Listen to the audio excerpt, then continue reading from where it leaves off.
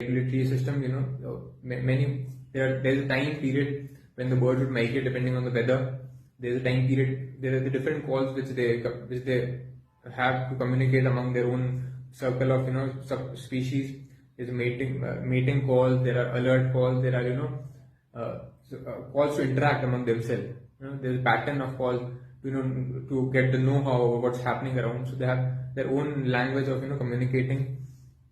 There's a pattern of migration also. You would find a very similar pattern which has been followed year after year, and because it's like a heritage for them, and it gets passed on to other generation. For example, birds coming all the way from Siberia to from Europe to Africa, from Africa to India during certain time period in the year. They would have their very subtle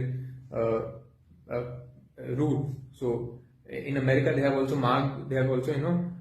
researched and worked upon the routes which the specific species of the birds have been using in migration. Because, for example, in Himalaya, it snows heavily in the winters, and a lot of species of birds they are living there. Maybe from the insect flycatcher family, the insect-eating families, maybe the thrushes, maybe the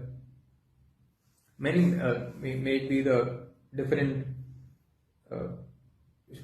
other species of bird which would translocate themselves to the warmer areas which they are more accustomed to, and find which could easily provide them with food.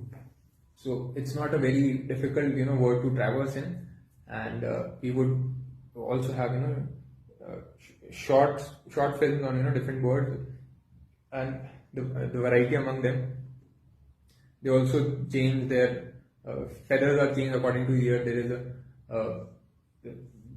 it also depends, it also helps to recognize the color of the feathers also helps to recognize the age. Although it could also be, the plumage, they say, it changes, the plumage gets changed, once in a year. It's usually the autumn month or the spring month where they are distancing themselves with the old feathers and new feathers are on. So there are adults, there are sub-adults, and there are, the young generation, which those also you could distinguish from their color. And it's immense amount of interesting whole different world to get into and get your binoculars and search for different species, and especially for the unique species which you would not find very easily in the city areas. The pittas, there's a species of bird, pitta, Indian pitta. And many of the bird species are also very shy. You would not find them traversing around the human settlement. But they would be there, but they would not be very vocal or very visible around. So we would carry on with our discussion in future.